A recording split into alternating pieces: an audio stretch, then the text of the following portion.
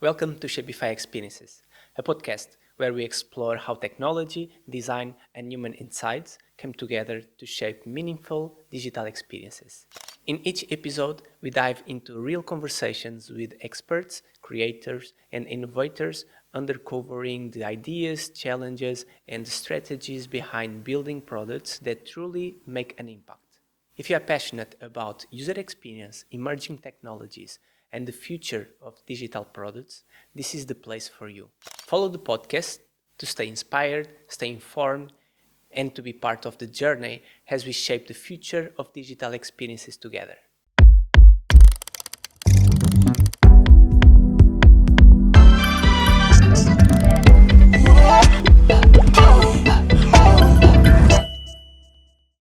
Thank you, Rui, for being here on Shapify Experience.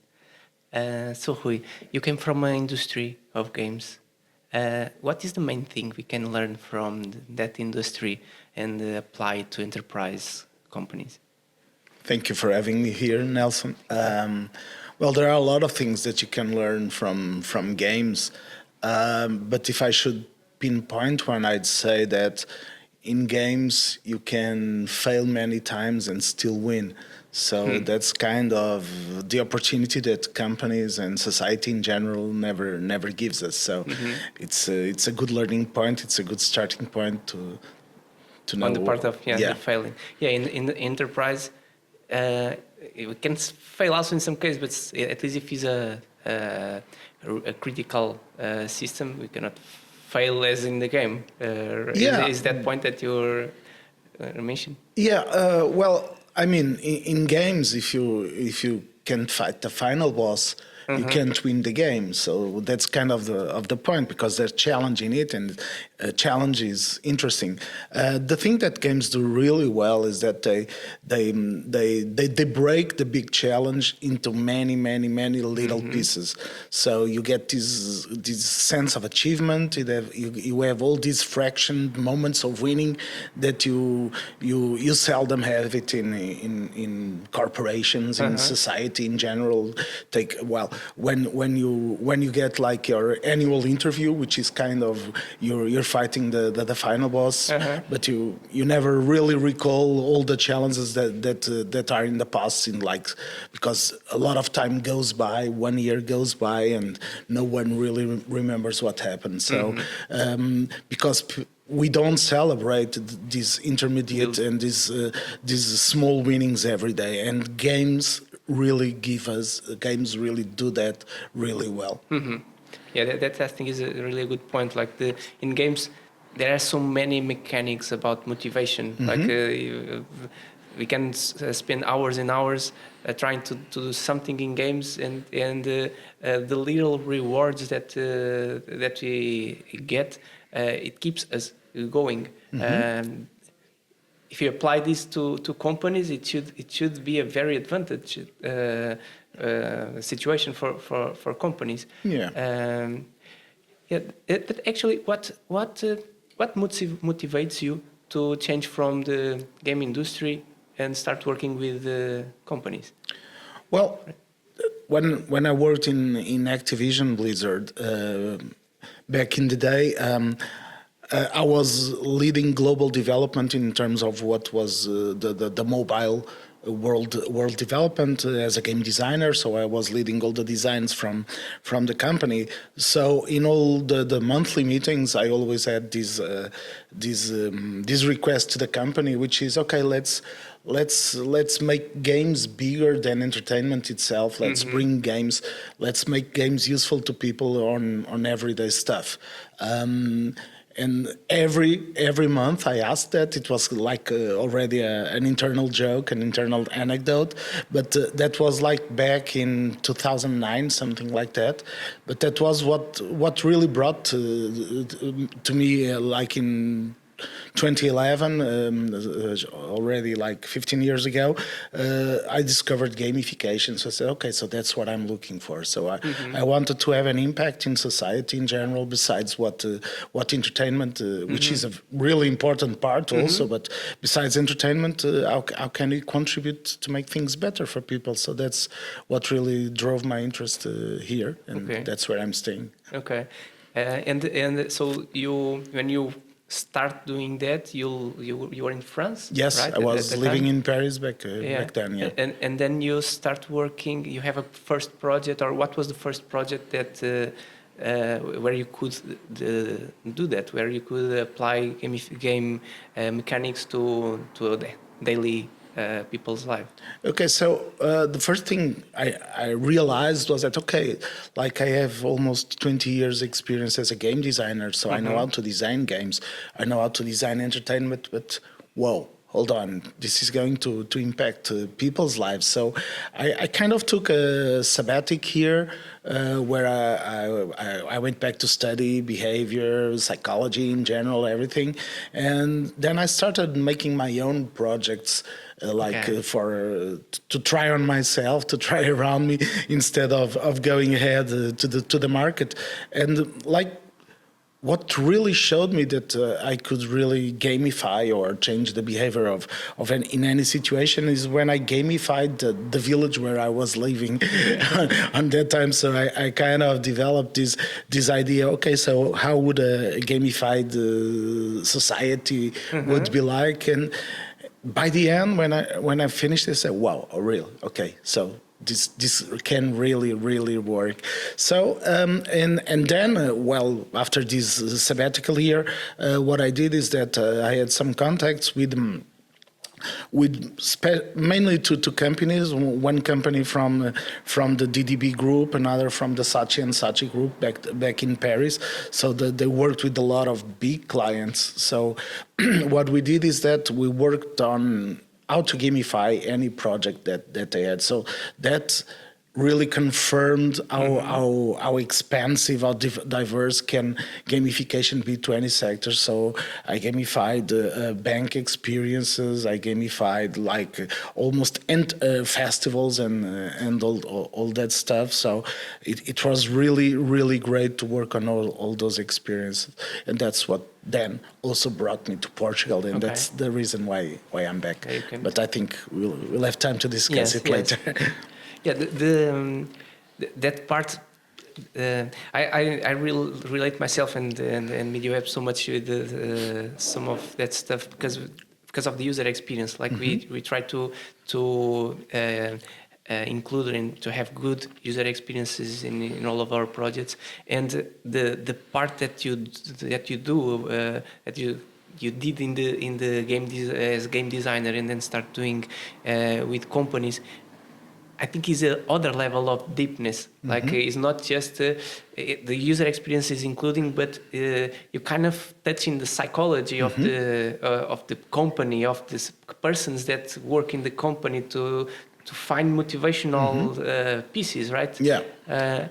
Well, I mean, bad games don't survive. That's the thing. So when you design a game, you really have to make a good game, or else you won't survive. And games are huge investments. Even if it's a mobile game, there's a lot of money going to it, to promotion, to customer acquisition. If it's a AAA game, it can go over 1 billion in initial investment in production and in distribution. So you can't afford to make a bad game. Yes. So in the games industry, we have this job, which is the level designer, that could easily be called like the experience designer. So it creates all these, it creates the rhythm of the experience. When is it going to be tough? What is tough? When is it going to be easy? When is it going to be cool? So we really design the whole, every second of the game is intentional design. And I can say from my experience that in companies, I'd say like 90% is non-intentional design. Things just happen, and maybe it's just 10% a problem that need to be solved. Exactly, and maybe the 10% is like compliance processes and everything else. So we really don't take the time that we should take to design the experience of working in a specific place. Yeah, but for that, for you to do that, or for being able to do that, you really need to understand the business, right? Yeah. How you how is your process to? Well, I immerse myself in the field, so I work with the people. I travel with them, whatever the business is. If it's people that sales on business to business, a door to door base, so I just go along and join them and find out what is it. I enter the shoes of the person, so it's kind of a role playing game, but a live role playing game. It's not just theoretical. I go into the field and I learn how to do it. So once I'm there, so I start to understand. So that's the first part, is starting to understand, taking your time. And again, usually companies that don't want to take the time that it's needed to understand the problem. Most of the companies, they want you to come on the first meeting and already have the solution. I just don't do that. I just say, okay, I don't know how this works, so I have these tools, I have this experience, so we'll have to work together so that we can achieve together the solution. And that brings to the second part, okay? So now that I more or less understand how the business works, how the company works, what works nowadays, what doesn't work, what can be improved, what are the opportunities. So then I also design every system with the company. I just don't make this guru lifestyle that I go to a mountain and I come back enlightened with this sacred book that contains every solution of every problem in the world. That just doesn't happen. Which I also bring from the gaming industry, because even if we have a lot of specialized people working on games, when we release the game, then we find out a lot of things. We find out a lot of things that we weren't expecting. And that will be when players start playing our game. And we really, really, really listen to them very, very, very, very carefully. We pay a lot of attention to gamers' feedback. And that's what I do also. I pay a lot of attention to what the people that is using my product, and not always the board of directors that hired me in the first place, but what are they saying about the experience they're living. And that's the way I think that good programs and good games are made. Yeah. So by designing or by trying the multiple things, you end up by receiving lots of feedback and reducing kind of investment, right? Instead of doing everything in once and then maybe it was not really this that we needed. You just reduce failure, and that's a lot, because I like to say that when we design something, we always design for a user that doesn't really exist. It's our ideal user. So we project in our target audience the way we would like for them to be. But people are just a lot more chaotic than that. So you have to involve them in the process whenever you can, and then you have to learn and iterate on the product like every day, or at least in a very regular basis. Another thing which is really important for the sake of the experience itself, and again, learning from games, is bringing novelty to the table. That means that, okay, you just don't deliver one product and let it rot for 10 years without touching it and aspiring that it will still work really well like it did in the first place. So, and again, it's with people's feedback, it's with your ideas, with your experience, with what's going on, the current context in the world or in society, and you just do fun stuff with people. Can you tell us about a project that you have been working? You're touching that you immerse yourself in the field. Maybe a fun story or some example of a project that you have been working that you can share. there's this huge project that I'm really proud of, me and of having the opportunity of also and the confidence to do that, which is with Worten in Portugal. It was the reason why I came back to Portugal, as a matter of fact. So it was back in 2013 that I was contacted by Worten that they were thinking about some employee engagements for their store people. We're talking about 3,000 people, something like that. Electronic retail, for those who don't know Worten. So we started working on the project on February 2014. So I had a lot of people working from the organization working with me. So the first thing I did was really I went to the store that was where we were going to launch the pilot, and I worked in there with people. So I just discovered how was it to be, since they were my target audience. So what do they need? What do they fear? What they would like to have? So I designed the whole experience around that. And not only that, I also worked with them in workshops, so providing them the tools so they could express what they still didn't know how to express, but that they really needed, that they really wanted. And I think that's the secret of a successful project. So the project, like I said, we started working in February 2014. In October the same year, we had the first launch of the pilot. And we had the full release in 2017 on the 1st April, and the project is still going on. So that's kind of 12 years of since it started. So I even think that it might be a world benchmark record of longevity of. So the whole Worten operation is totally gamified. So they work under the narrative of game mechanics. So it's a fantastic project with a lot of great feedback. Nowadays, when I go to many Worten stores that they know me, I'm the winners guy. So they know me. It's awesome. So just to clarify that gamified experience was the part of the employees in Worten that are in the store, basically giving support and selling the products to the end users. Yeah, every aspect of the store has been and is gamified. So even the people that we usually don't see in the store, because big stores like Clom, for example, has a lot of people in the background.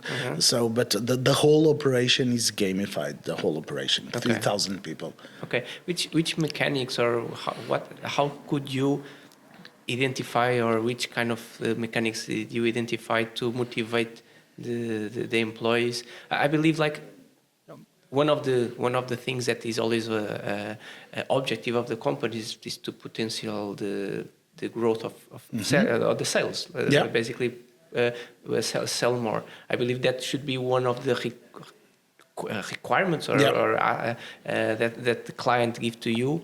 How did you achieve that? Well, we had, just to clarify, we had three main KPIs. So in Sonai, for us to really release in any of their companies a product with this impact. So we had three really clear KPIs. So we had to have an increase in individual sales. We had to add the more motivation on the employees and acceptance of the program and engagement, which is really important. And clients needed to be more satisfied. So like these three KPIs is like the whole operation, let's say like that. So we had them all in the green light. So we released it, and then what we did is that we also profiled players. There are a lot of tools and frameworks to define the profile, and of course in salespeople you kind of find a majority of a specific profile. So they are competitive, they like good competition, but we also had one goal. Okay, so let's not convert the whole team into a bunch of mercenaries and kill each other. So what we did, one of the things we did is that we developed several layers of competition that also brought cooperation to the point. So it's to make it simple, okay, you are an individual, but inside the story, you are an individual in a small team. Okay, so the story is a bigger team, the region is a bigger team, and at the time, Worten still had Portugal in Spain. Worten had 57 stores in Spain. So even that accumulation, so and you're a country. So by working with all these levels of competition, we were able to really bring this the good side of competitiveness and also cooperation. And another thing that we did is that, well, we learned a lot. So the challenges we issued, everything that we did, we watched carefully. Okay, so what works and what doesn't work. Another key factor for the success is the way also Worten, as a corporation itself, was engaged with this program. For let me till 2020, so that's a lot of time after the project started. We had a monthly full-day meeting just to work on what was going on with the program in every aspect. For 3 consecutive years, I visited every month 5 different stores just to talk with people, to see what was going on. And that impacted everything, not only the gamification and the engagement, but even the software, even the usability of the software that people were using, everything. I brought all this feedback and we worked together and we planned what was going to happen the next month. So that's really important until we get to this cruise speed where everything goes smoothly and the machine is well lubricated. That level of embracement, like it makes totally difference. I actually start thinking in the resistance of a lot of other companies might have is actually being available to have that time because if they want to make a program like that but then they don't have the time or they don't dedicate enough resources for that, it will not just be possible to make it as it happened. I totally agree, and it's really easy to get some fast and furious results when you even if you just add some points in the ranking to any system. Okay, so it's really easy. On the first days, people are all fired up, and and what about next week? What about next decade or next year? No, you won't do it without full dedication, without some top-down total engagement of the company. It just won't work. So it's not even worth it, in my opinion. And if companies don't have the resources, well, they should acquire the resources and really develop this happiness or engagement team that you see more and more in companies. So this is like the logical team that could embrace this and manage this kind of programs in Worten. In Worten or any company, any of course. company, because if we just simplify and try to apply like this gamification to some company and just I don't know, the first thing is just to give points or to give badges or medals or something, and that can be an easy part, but I think the main thing that directly companies will struggle is realizing when they should motivate or not, or even kind of calibrating the system. Like, okay, now I'm giving bonus in some situations, and I realize I'm giving too much, and I'm getting the opposite effect. Now they just work to receive bonus, for example. Things like definitely. And usually we consider that the only bonus that people want is money. Of course, money is great. Of course, in our profession, our business, we need money and we want to earn money. But there's a lot more than money on this equation. And like I said before, the level designer that really tries to anticipate every step of the journey, what's going on. That's what we lack when we design systems of engagement for companies. I have this framework that that I use in all my projects, and it has a few steps, and it's only on the fifth step that I ask myself, after all the work that is done, okay, so do we need gamification for this project? And if the answer is no, it's as good as if the answer is yes. So we don't have to force, we don't need to feel obliged to fit gamification. There's a lot on what I do, there's a lot on systems of engagement besides gamification. Of course, gamification and the game mechanics, they give us a lot of potential. They're mainstream, people are familiar with it, and we can use it. But we only use it if it makes sense. If it doesn't, we just don't use it. Yeah, at the end, the objective is kind of also to remove friction. Yeah. Is to make the person more performs and happy. Maybe sometimes they don't need to receive nothing back. They just need to feel that they are being productive. We can kind of. I don't like a lot to use this example, but let's call it. It's almost like if we use this framework of Maslow with the pyramid of Maslow. Okay, so if I'm satisfied enough with what I am getting financially now at this moment, so what else am I lacking? Okay, so am I lacking recognition? Am I lacking kind of friendship or relations? So, and we have all in games and in gamification in general, we have all these frameworks of reward, and we when we analyze the profile of our players, we also have to understand, okay, so what's meaningful as a reward for this person? Because money is great, but money has this problem, which is a natural inflation, and I like to give this example of the piano. So let's imagine that one friend of mine says, "Hey, Rui, I have this piano that I have to carry to a third floor without elevator. Would you mind to help me? I'll give you 20 euros. I say, okay, just let's do it. Let's imagine that just a week after, the same friend tells me, okay, I have this other piano, it's a similar third floor, and I'll give you 20 euros. And I say, well, okay, I think the third time, 20 euros won't be enough. Maybe if this dude just invited me to have lunch or to grab some beers or anything fun, maybe it would add up. But let's see that within this time of 3 weeks, time span of 3 weeks, the same task feels that needs to be rewarded with more money. So I just want our listeners to think about it and really put the role of money and financial incentives where it fits. I had when I started doing meetings with corporations and I was and talking about gamification, most of my meetings started just the same way.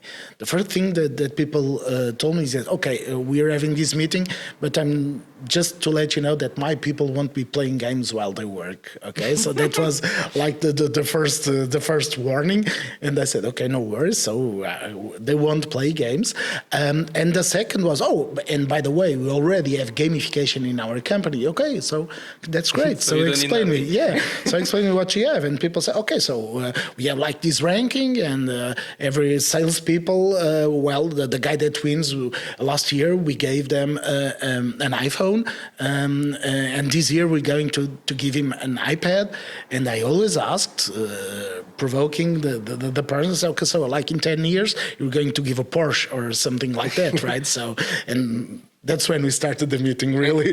That's when we started talking. Yeah, when you get to this point, is a really good example. That like going back to the piano, like if it's just a help, if it's just something natural without any money.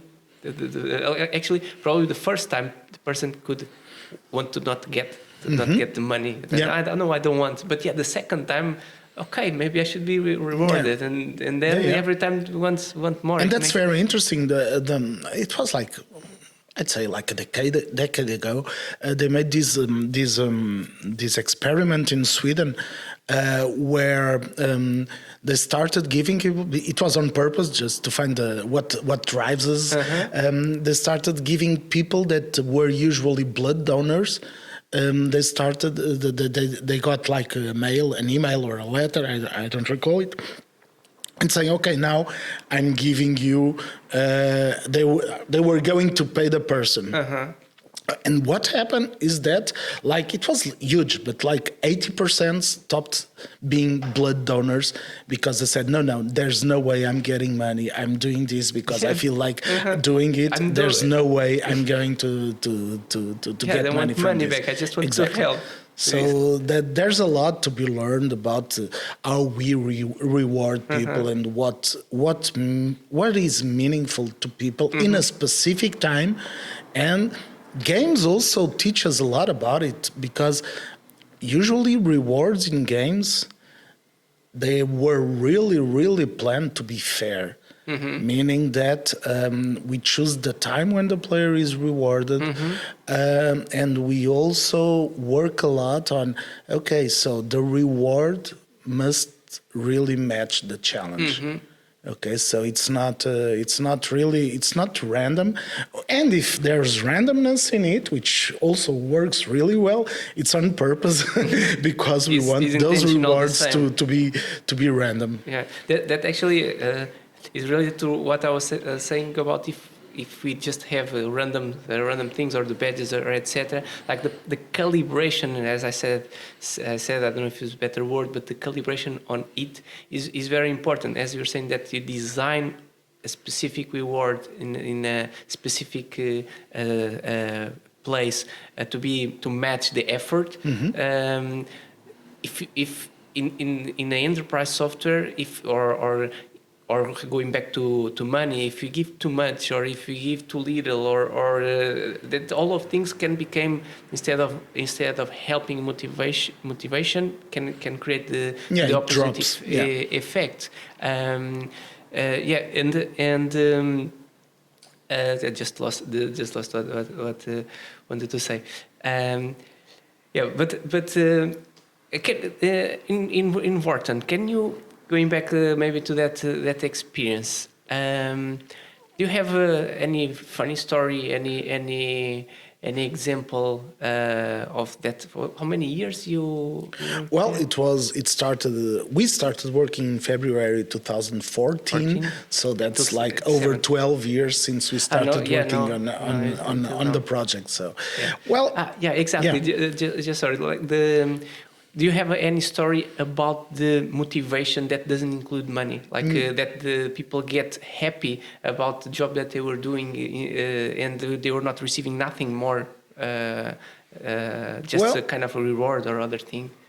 Like I was saying, it's their job, so we had to design the whole winners program around a balance of rewards, which include, of course, their variable part of their salary. But one thing that I'd suggest to Worten, and I'm really glad that they accepted that challenge. Okay, so let's make like on every 2 years on a yearly base what I call the big impact initiatives. Okay, so that would be like to put it in simple terms, like if it was like a game running over a game. So they were leaving winners. Winners is totally gamified. They were already working under a gaming environment, but I wanted to sometimes, for some periods, some contexts, to make some things on top. So, and the first thing happened when it was the World Championship,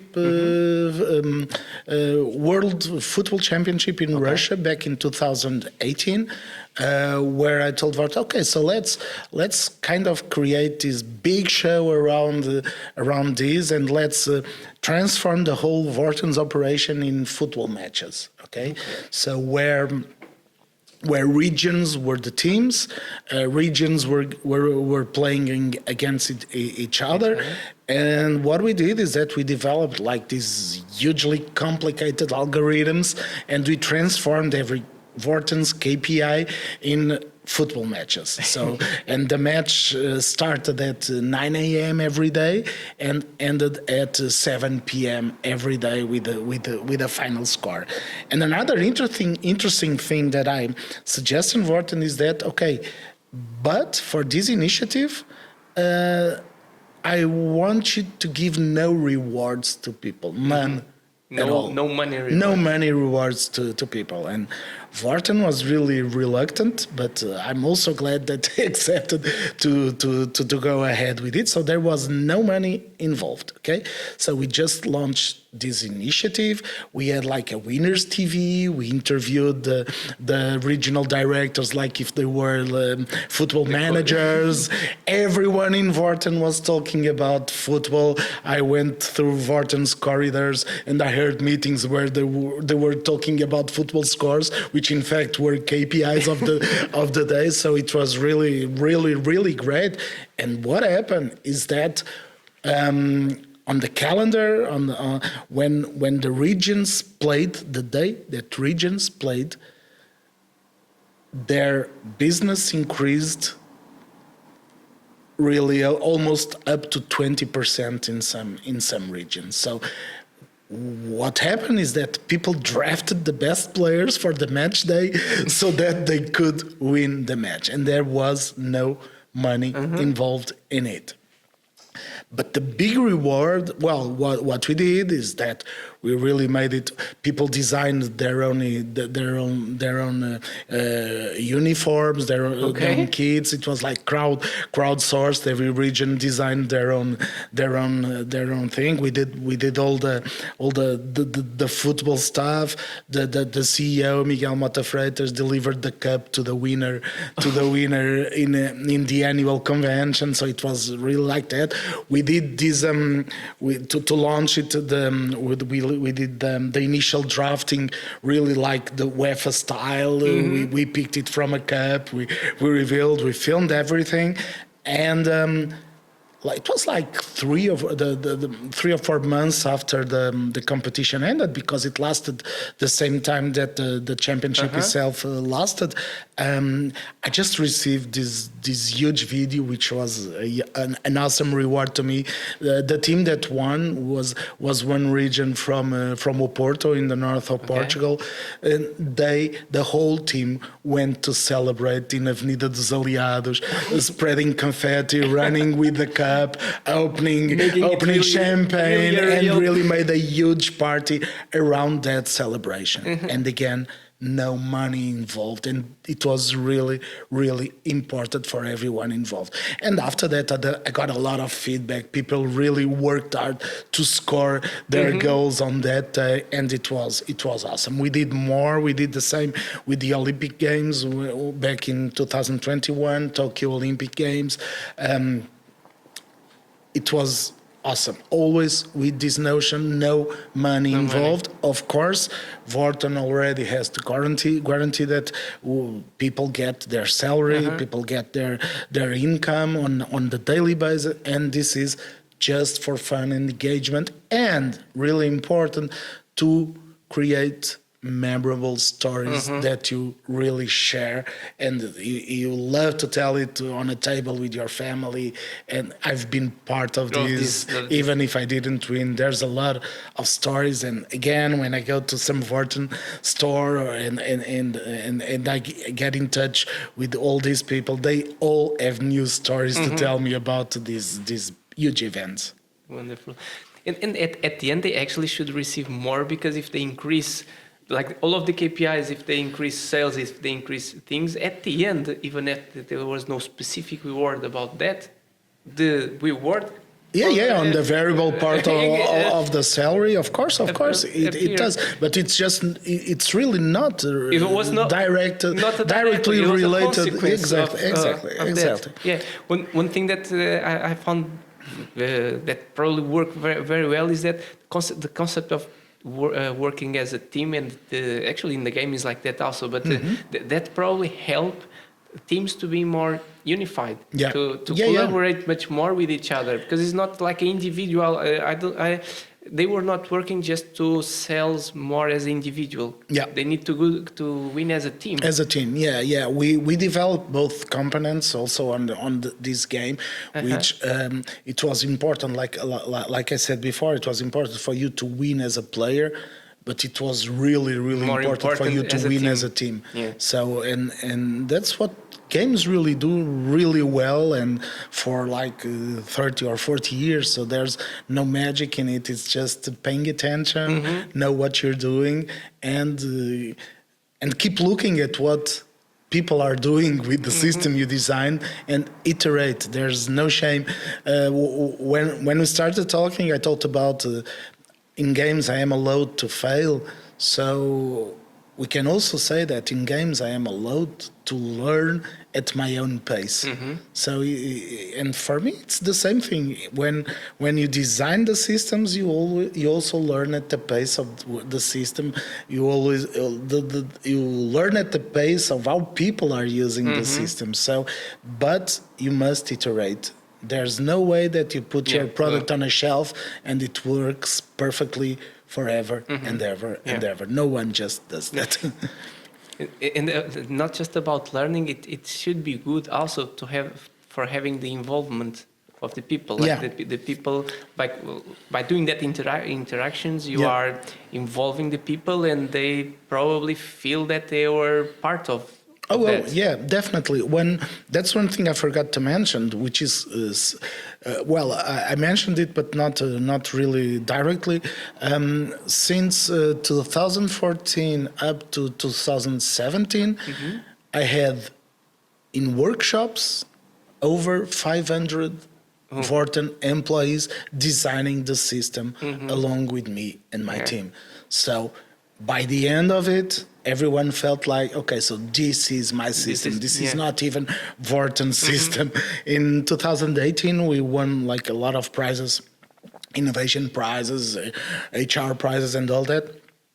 And every time I published, okay, I'm so glad I win, I got these hundreds and hundreds of people saying, okay, our winners is great. And it's our winners. It's really, they felt and they right to feel it because most of the features, most of the stuff we've developed, I don't even recall who had the idea. Okay, no, the group had the idea. So it's not even important. What's important is that it works. So it's great for everyone. Yeah.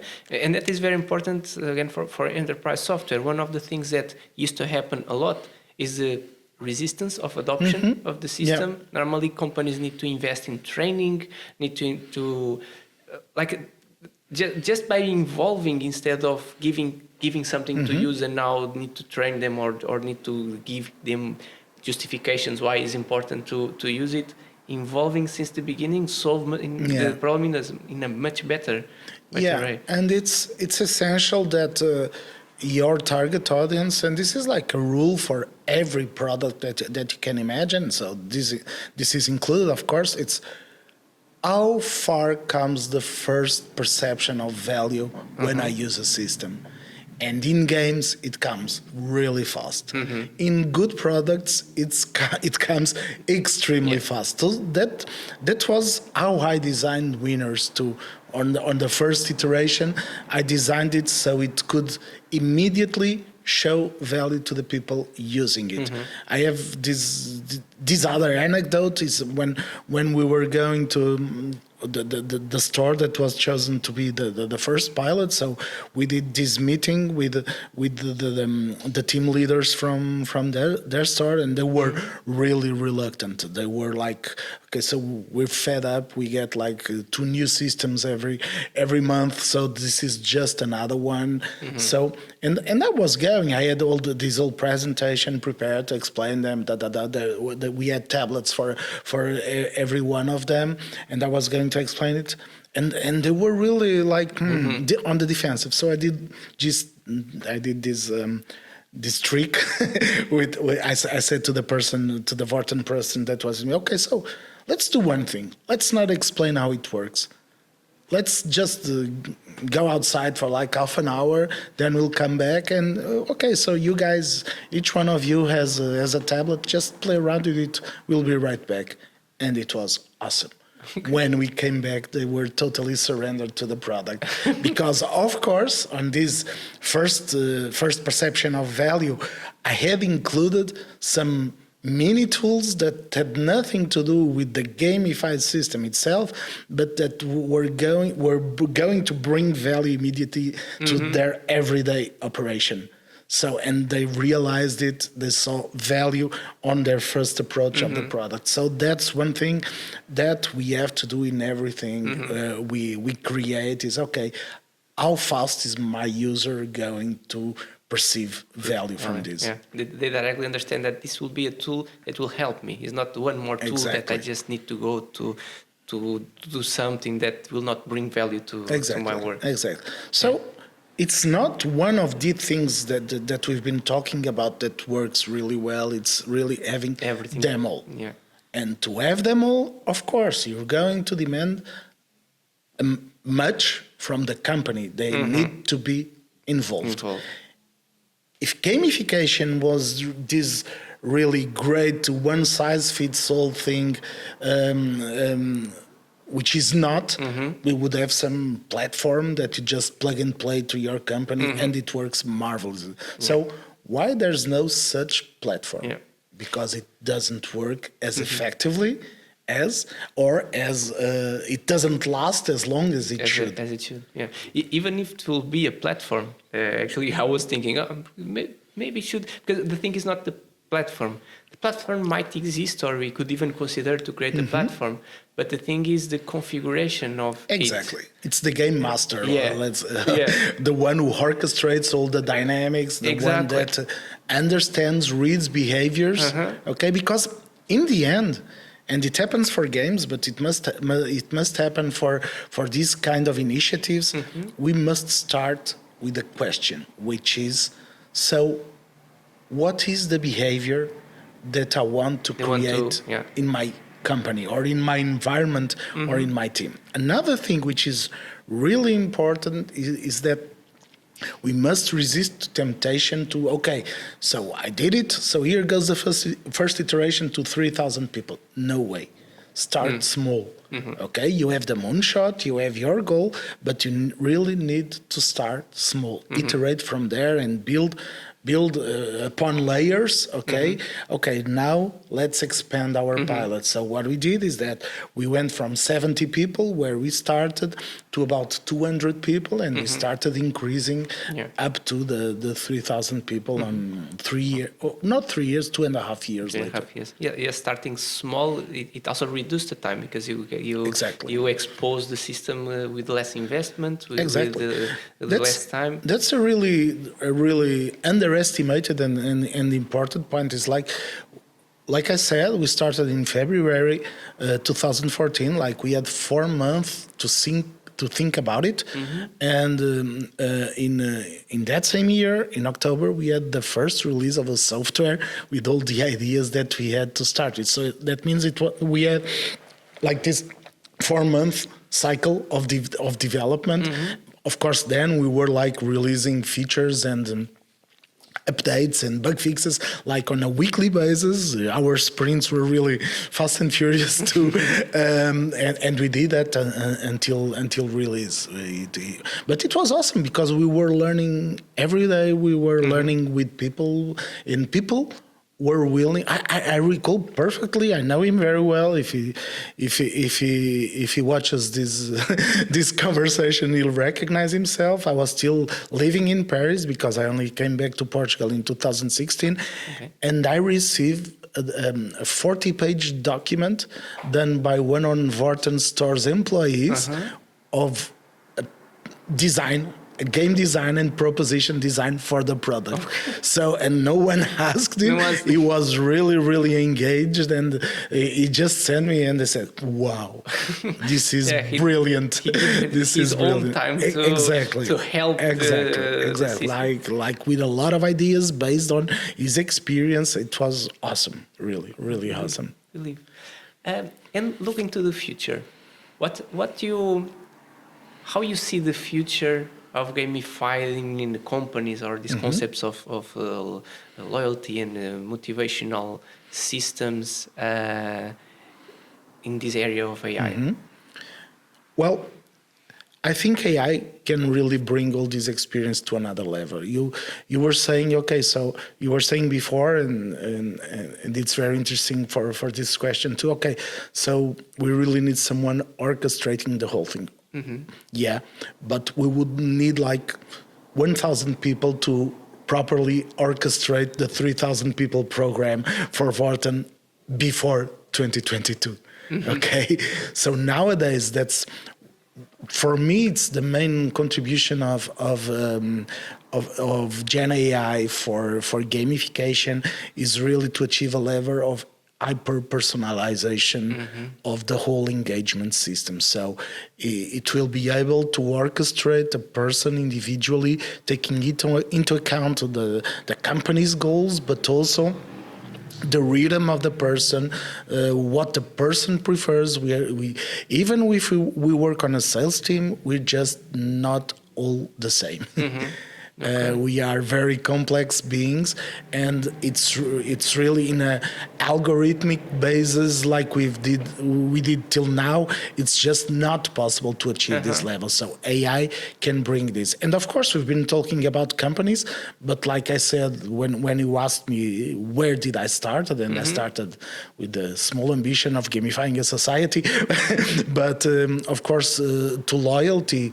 It's also perfect because we're handling people, and there's been like years that we're saying, okay, we need to be personalized. So again, a lot of platforms on algorithmic basis that try to personalize offers to people and everything, but up till now, without Gen AI, we weren't really that good on that personalization.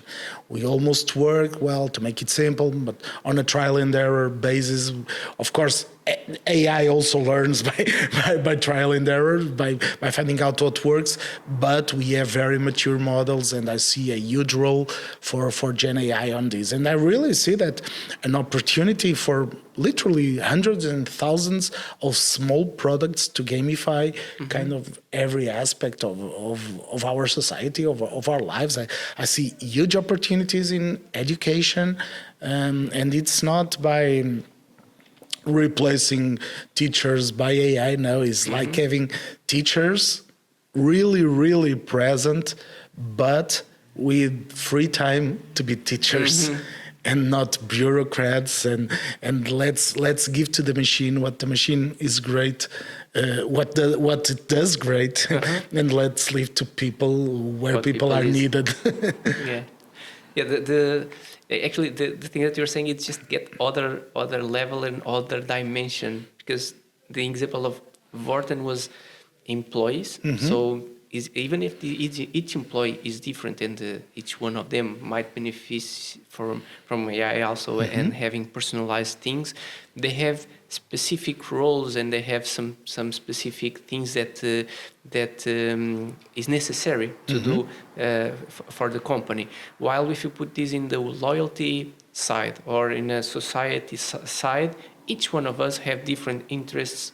Completely different interests, completely different things that you want to do. Like, I don't know, like in the loyalty side, the things that I want to buy. Like if I'm in a program of a company, I have really different routines. I want to buy different things in different times of any other customer.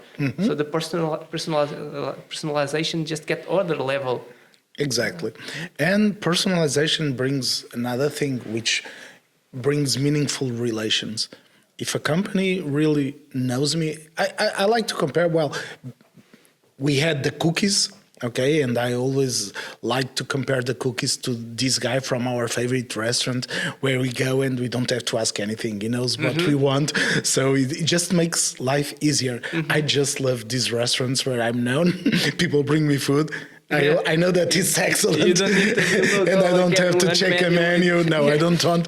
I really don't want to think about it. I really don't want to be bothered about it. And if I want, so I'll go to some place where I know that will be the experience that is going to be given to me. But nowadays, and again, it's to reduce friction. If the system knows me, if the system knows what's relevant for me, why the hell do I want to receive proposals for things that have no meaning. I just don't want. So the brands will be adding up friction to a place where it shouldn't exist, so that the relationship between me and the brand will lose its value, and companies just can't afford it. They have to be meaningful for their customers, or else the customers will go elsewhere. Or we develop loyalty systems around money, and we give a lot of money to our people, and people still love money. But again, next week, there's this huge mega international competitor that just arrives to your market, that just builds a store near to your store and offers 10% more money. So where do you think customers will go? So I asked this question for every brand that relates to this. And became a fight of price, basically. Then because both companies are fighting for the cheapest price. Exactly. And the bigger guy will win. And in the end, everyone will lose.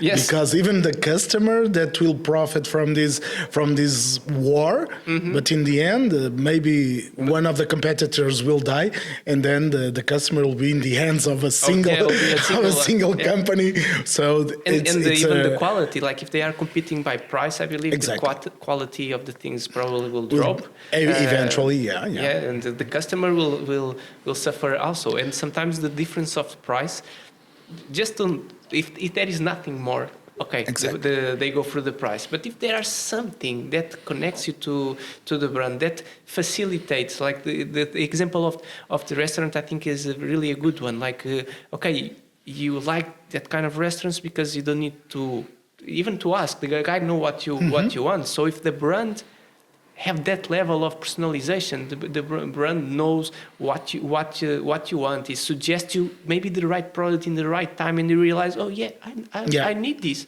I didn't realize that already finished. It became useful. Exactly, and again, it's the stories that you have to tell by the end of the day when you are having dinner with your family. Do you have stories about brands? And it's good stories, of course, that you want. You don't want to nurture bad stories or bad experiences. But we must achieve an ambition, a level of relationship that our customers will have stories to tell about us. So for me, it's really critical. We need storytelling in our lives. We need epic days. We need epic lives. We also need epic challenges that bring us epic achievements too. Yeah. That can touch even to the marketing thing. Like if you have things that are epic, and then it became that we want to tell that stories, but that stories in our days is not just the thing that I talk in the dinner at home. I might make us share something in social media, and if multiple persons make that shares, it also creates brands awareness or it creates the love brands that we have some, but even the love brands, they have to continue feeding people the opportunity to write stories, also these stories that are meaningful to these people. And if the brand gives me that opportunity, so they're doing their job. Any other thing that you like to share with us today? No, I think we had this very interesting conversation. It's, of course, we can talk about this for hours and hours without ending. But one thing that I really would like to reinforce is for people to dare, for people to build things. To don't hesitate. Even they don't have in their environments or in their companies, because we can do this anywhere. Just make low scale projects, and then just show up to your team leader or who else. Okay, so I did this with my team. It's working like this. What do you think? Maybe they'll find out that after all, the company is really willing to achieve this level of innovation, to bring this employee engagement is really interesting. We won't be in a near time, we want to be all employing AI agents to do everything. So we have to take care of our people, brands, and that application. Yeah, and it's getting easy and easier to just trying something and show, as you're saying. Like one of the things that AI is actually helping a lot is just to prototype things, to create like a vibe coding system. So it's get easy to fast, show low cost. something Definitely easy that can give a vision and then creating on top of that. Definitely. Yeah. Thank you, Rui. Thank you very much, Nelson. It was great to talk to you. Thank Cheers. You.